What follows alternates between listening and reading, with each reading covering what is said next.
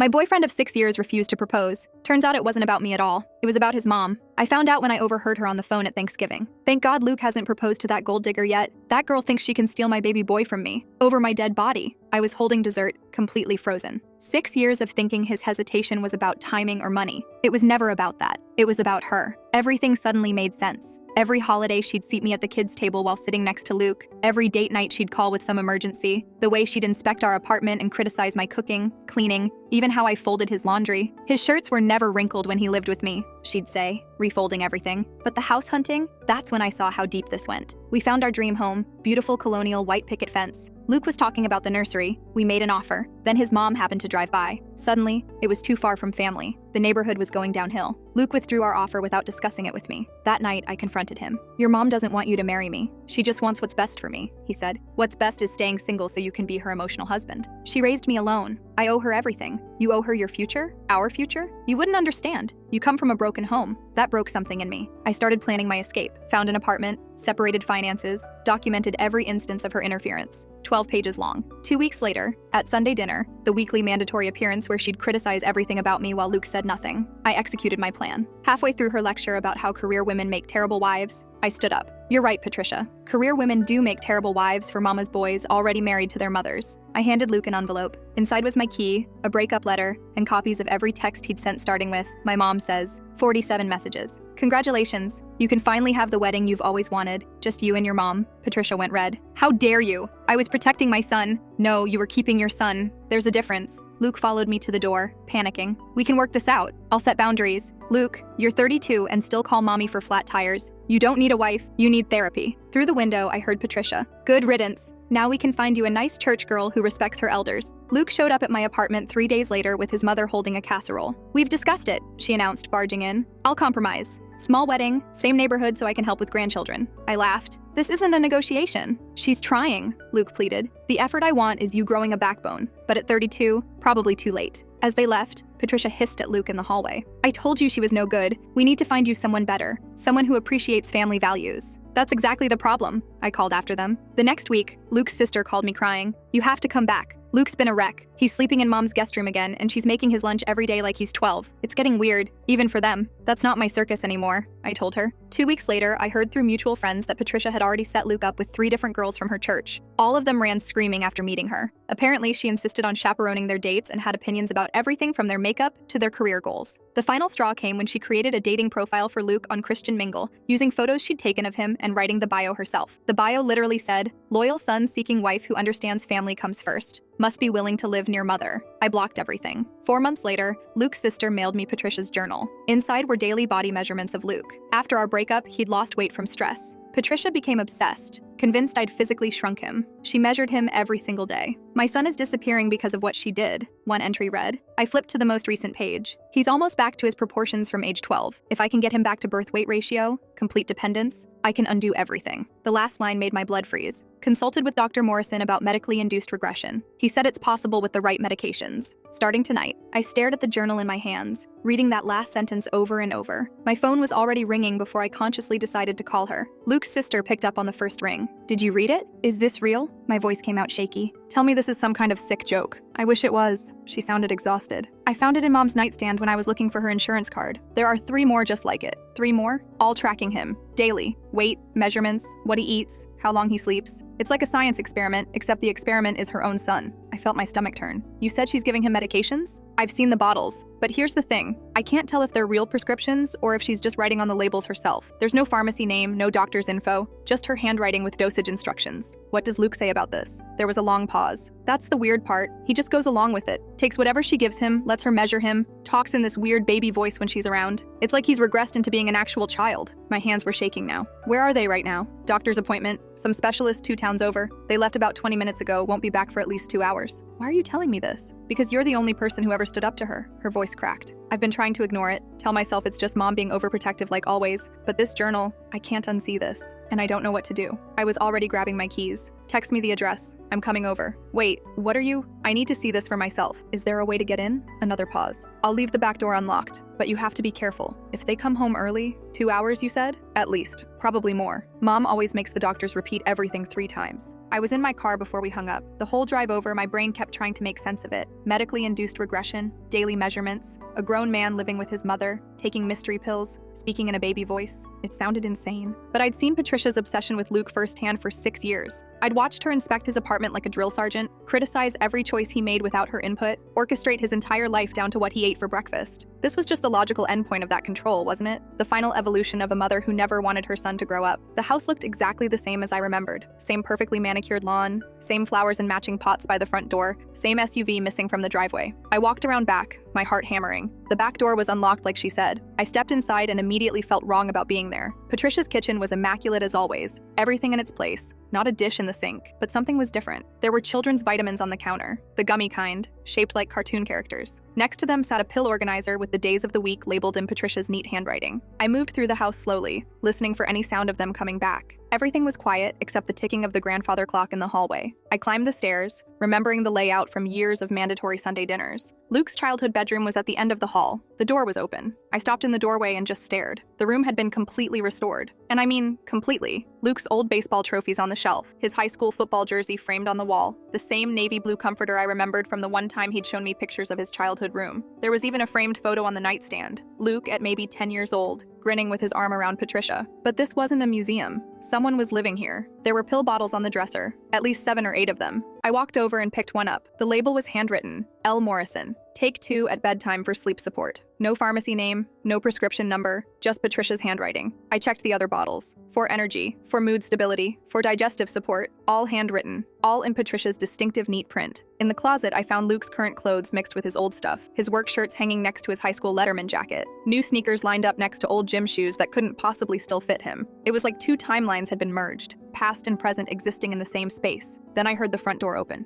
I froze. Voices downstairs. Patricia's voice, sharp and commanding. Go straight upstairs and lie down. You heard what the doctor said about rest. I know, Mom. Luke's voice, but it sounded strange, higher pitched, uncertain. Footsteps on the stairs. I looked around frantically and dove into the closet, pulling the door almost shut. Through the crack, I could see most of the bedroom. My heart was pounding so hard I was sure they'd hear it. Luke walked in first, and I barely recognized him. He'd lost so much weight that his clothes hung loose on his frame. His face looked gaunt, almost hollow. Patricia followed right behind, her hand on his shoulder, steering him toward the bed. Come on, baby. Let's get you tucked in for your nap. It's only 4 o'clock, Luke said, but his tone was whiny, petulant, like a child arguing about bedtime. The doctor said rest is crucial for your recovery. Patricia pulled back the comforter. Lie down. He obeyed immediately, climbing onto the bed and lying on his back. Patricia fussed over him, adjusting the pillow, smoothing the blanket, brushing hair off his forehead. The whole thing made my skin crawl. There we go, my good boy. She kissed his forehead. Now close your eyes and rest. Mommy will check on you in an hour. Okay, Mommy. I watched her leave, closing the door halfway. Her footsteps retreated down the hall, down the stairs. I heard the TV turn on in the living room. Luke lay there for maybe 30 seconds. Then his whole body language changed. The childish slump disappeared. His eyes opened, alert and focused. He pulled out his phone from under the pillow and started typing, his fingers moving quickly. I watched him smile at the screen. An actual smile, nothing childish about it. He typed something else, then set the phone down beside him and stared at the ceiling, looking completely normal, completely aware. Then he picked up the phone again and I caught a glimpse of the screen from my angle. He was texting Patricia. I could just make out the words, "She's working perfectly, right on schedule." My breath caught. Luke glanced toward the door, listening. Then he typed another message. Keep doing exactly what you're doing. He set the phone down and closed his eyes again, but this time I could see it was an act. His breathing was too controlled, his body too tense. He was performing. I stayed in that closet until I heard Patricia's footsteps coming back up the stairs, calling out, "Just bringing you some water, sweetheart." Luke immediately shifted back into the childish posture, his face going slack. Patricia came in, handed him a glass, waited while he drank it with both hands like a toddler, then left again. The second she was gone, Luke pulled out his phone. I took out mine and carefully, silently, snapped photos through the crack in the closet door. Luke texting. Luke's face, alert and calculating. The phone screen if I could get the angle right. He stayed on his phone for another 10 minutes before setting it down on the nightstand, plugging it into the charger. Then he actually did seem to fall asleep, or at least he committed to the act completely, because his breathing evened out and his face went slack. I waited until I heard Patricia go downstairs again, heard the TV volume increase. Then I carefully pushed the closet door open and crept across the room. Luke's phone was right there, screen dark, charging cable snaking to the outlet. I picked it up, no lock screen. The first thing I saw was his text conversation with Patricia. I started scrolling up, going back through the last week. Luke, how much longer do I have to pretend the pills make me tired? Patricia, just a few more weeks. We need to establish the pattern. Luke, the baby voice is ridiculous, but if it makes her feel in control, fine. Patricia, it's working. I can see the change already. You're doing so well, sweetheart. Luke, when do we start phase 2? Patricia, soon, very soon. I'm already working on the profiles. I kept scrolling. There were dozens of messages like this. Planning, coordinating, performing. The pills were fake, just vitamins. The weight loss was intentional, controlled dieting that Patricia monitored. The whole regression act was a choice they were both making together. But why? I took photos of every message I could, my hands shaking. Then I heard a sound from downstairs, a door closing. Patricia's voice calling up, "Luke, I'm running to the store. I'll be back in 30 minutes." The front door closed. The SUV started in the driveway. I looked at Luke, still apparently asleep on the bed. Then I walked out of the bedroom, down the stairs, and straight into the living room, where I sat down on the couch and waited. 25 minutes later, the front door opened. Patricia walked in carrying grocery bags and stopped dead when she saw me sitting there. "What are you doing in my house?" "Your daughter let me in." I stood up. "We need to talk about what you're doing to Luke." "I don't know what you're—" "He's awake," I said loudly, toward the stairs. "You can stop pretending now." Silence. Then footsteps. Luke appeared at the top of the stairs, completely steady on his feet. No childish shuffle. He looked right at me, and there wasn't a trace of confusion or regression in his eyes. Just calculation. He walked down the stairs normally and stood next to his mother. "How much did you see?" "Enough." I pulled out my phone, showing the photos, the texts, the act, all of it. Patricia's face went through several expressions before settling on something almost like pride. She looked at Luke. "I told you she was smart." "Yeah." Luke crossed his arms. "You did." I stared at both of them. "What is this? What are you doing?" Luke sat down in the armchair across from me, completely at ease. "You really want to know?" "Obviously. The pills are just vitamins and supplements. The weight loss is intentional. Controlled diet, lots of cardio. I wanted to look more vulnerable." He said it like he was explaining a workout routine. The baby voice, the helpless act, all of it, it's a choice. I'm choosing this. "Why?" "Because I want to be taken care of." He said it simply, like it was obvious. "I don't want to make decisions. I don't want to manage a household or worry about bills or think about the future. I want someone else to do all of that, and my mother is willing to do it." I looked at Patricia. She was smiling. "But the journal," I said. "The measurements, the obsession, is real," Patricia interrupted. "I am obsessed with taking care of my son. I always have been. But Luke isn't a victim. He's a participant." Luke leaned forward. "I almost had both of you doing it, you know. That was the original plan." My blood went cold. "What?" He actually laughed. "You really thought I was going to choose between you? The whole point was to have you both. Two women managing my life while I did nothing. That was always the goal." Patricia walked to a bookshelf and pulled out a binder, handing it to me. Inside were house listings. I recognized some of them from our house hunting 2 years ago, but these weren't the ones Luke had shown me. These all had one thing in common: mother-in-law suites, attached apartments, dual master bedrooms. "Every house I actually looked at had space for both of you," Luke said. "The colonial with the white picket fence? No mother-in-law suite. That's why I rejected it. But I made you think it was Mom's interference, her controlling nature, her inability to let me go." He smiled. "You were never escaping Patricia. You were being recruited." I flipped through the binder. Notes in Luke's handwriting. "Good layout for 3 people. Attached suite perfect for P. Main house has space for future nursery. Suite gives P her own domain." "I was going to propose," Luke continued. "I was going to convince you to let Mom move in temporarily, just until she got back on her feet financially, just until we settled into married life. And then temporary would become permanent, and you'd be so invested in the marriage that you'd accept it. You'd compete with her for who could take better care of me. 2 women fighting over the privilege of managing my life." Patricia sat down next to him. I was teaching him how to do it, how to make 2 women compete for his attention while he did nothing but exist. I felt sick. "Why are you telling me this?" "Because you're going to come back," Luke said confidently. "You'll realize you had a man who wanted to marry you, who just needed a little extra care. You'll miss the relationship and agree to our terms. Girls always come back when they see what they lost," Patricia added, "especially at your age." Luke pulled something from his pocket, a small velvet box. He opened it, showing me the ring inside. It was beautiful, expensive, exactly what I'd described to him years ago when we'd joked about engagement rings. "I bought this 3 years ago," he said. "I was absolutely going to propose, but only once you agreed to the 3-person household arrangement. I had a whole timeline planned." He pulled out his phone, showing me his calendar from 2 years ago. Events marked with notes. Guilt trip about proposal, mention age biological clock. Bring up house hunting, show listings with suites, but don't emphasize that part. Patricia creates problem with bills, mentions she might need to move in temporarily. Every manipulation had been scheduled, planned, coordinated between them. "You thought Patricia was the obstacle," Luke said, "but she was the architect. Every time she interfered with house hunting, it was because those houses didn't have space for her. Every time she criticized you, it was to make you want to prove yourself, to try harder, to become more invested in winning me over." He leaned back. "You were so close to agreeing. Another few months and you would have said yes to her moving in, just to prove you could handle it." I started recording on my phone, holding it in my lap where they couldn't see. "Why didn't you just ask? Why all the manipulation?" Luke laughed. "Because you had to think it was your idea. If I said, 'Hey, let's get married, but my mom lives with us and you both take care of me,' you would have run. But if you gradually came to the conclusion that helping me deal with my difficult mother was the key to our relationship working, if you suggested Patricia move in to keep the peace, then you'd be committed. You'd have made the choice yourself. And now?" I asked, still recording. "Now we find someone more compliant," Patricia said. "I've already created profiles for Luke on several apps. His bio emphasizes he's family-oriented, looking for a partner who values multi-generational living, someone nurturing and traditional." Luke showed me his phone, dating profiles on 3 different apps,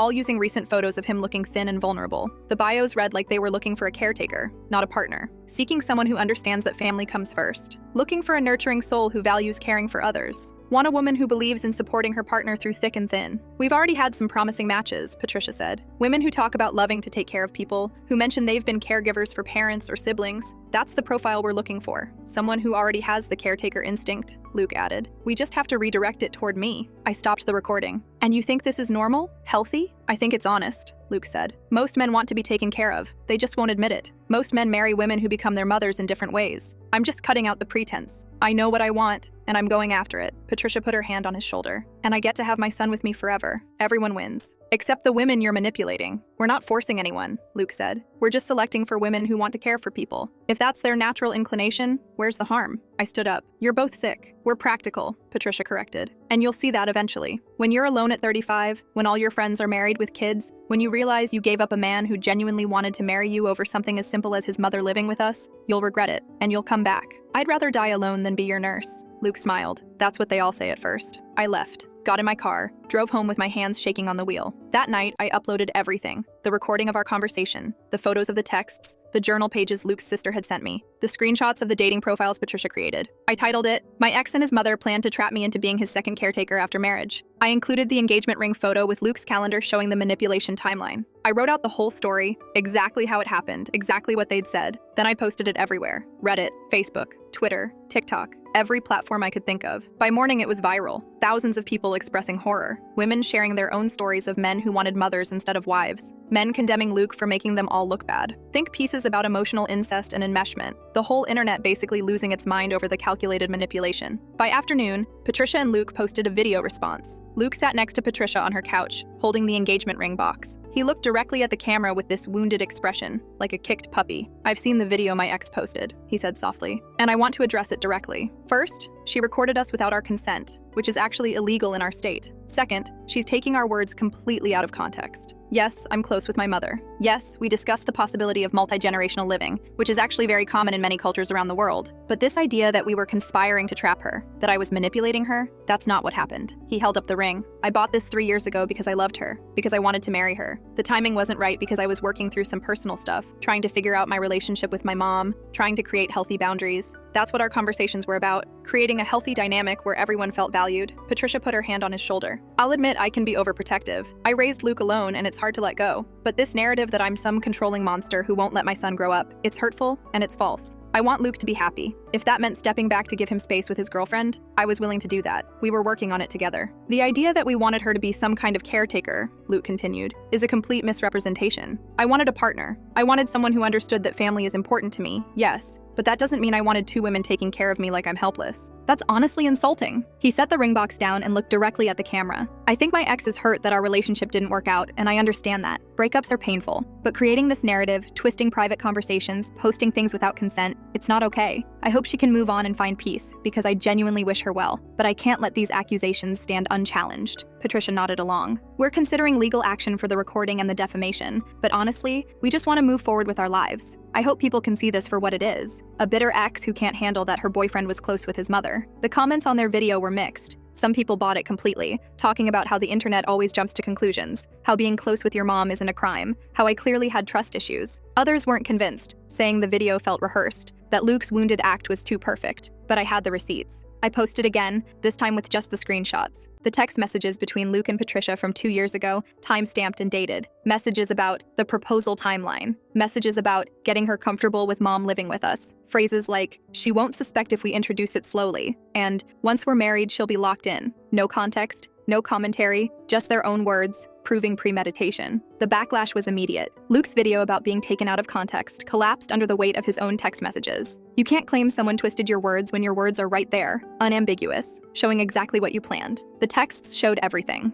Luke discussing how to time the proposal to coincide with me agreeing to Patricia moving in. Patricia suggesting ways to make me feel insecure about the relationship so I'd try harder to please them both. Luke literally writing, "If we can get her to suggest mom moving in herself, she'll never leave because it was her idea." People found the Christian Mingle profile Patricia had created with the bio about loyal son seeking wife who understands family comes first. They found the other dating profiles on Match and eHarmony, all created within the last month, all with bios that basically screamed looking for a caretaker. One profile specifically requested caregiver caregiving personality, experience with elderly or dependent family members a plus. Luke sent me an email 2 days later. The subject line was just please. I opened it. I know you probably won't believe this, but I genuinely loved you. I still do. I wanted you in my life. Yes, in a specific role, but that doesn't mean the love wasn't real. Most marriages have compromise. Some women want their husbands to be breadwinners. Some want them to be hands-on fathers. Some want them to be emotionally available in ways men aren't naturally inclined toward. My compromise was wanting help managing my life and wanting my mother close by. Is that really so different? You and I were good together. You know we were. And I think if you're honest with yourself, you'll admit that you miss what we had.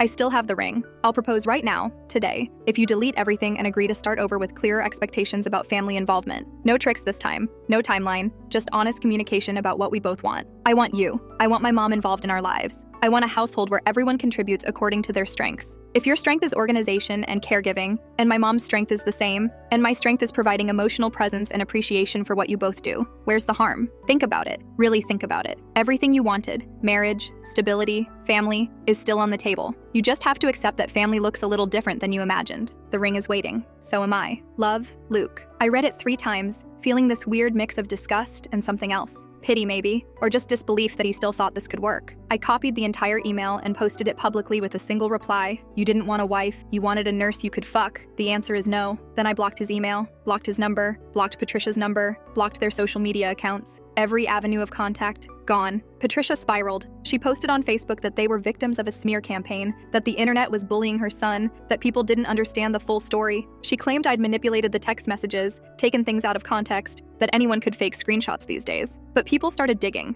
They found the dating profiles Patricia had created for Luke, found the archived versions showing the edit history, proving they'd been created recently, found one profile where she'd forgotten to log out of her own account before creating his. So the profile literally showed created by Patricia Morrison in the account details. Someone found the profile that requested caregiving personality, experience with elderly or dependent family members a plus, and posted it everywhere with the caption, "Tell me you want a nurse without telling me you want a nurse." It became a meme. Luke and Patricia became the internet's example of enmeshed relationships gone wrong. Psychology TikToks used them as case studies. Relationship advice columns referenced the situation as a warning sign. I deleted all my accounts after that, changed my number, moved to a different city for a job I'd been considering anyway, started completely over.